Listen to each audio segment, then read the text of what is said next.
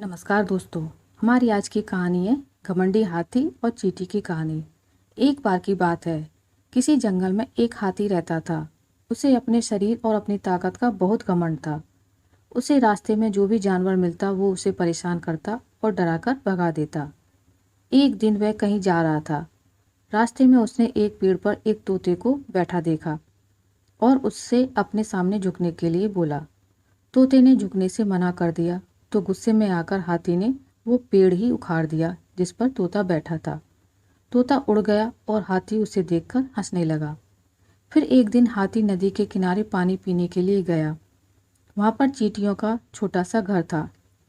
एक चींटी बड़ी मेहनत से अपने लिए खाना इकट्ठा कर रही थी। यह देख हाथी ने पूछा कि तुम क्या कर रही हो।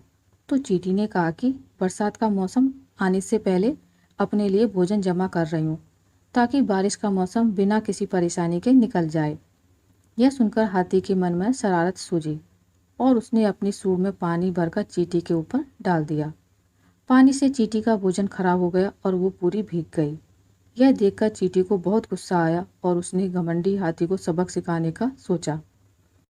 फिर एक दिन चींटी को मौका मिल ही गया कि वो हाथी को सबक सिखा सके।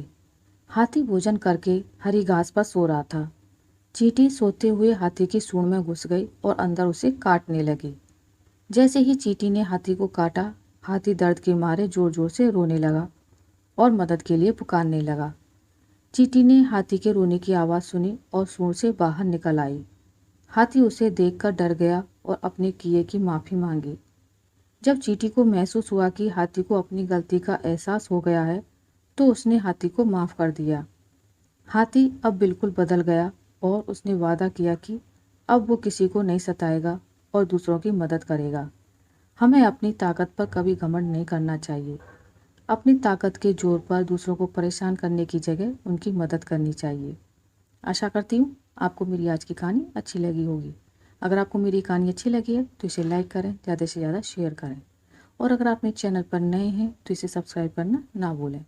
मिलते हैं एक नई कहानी के साथ, तब तक के लिए नमस्कार।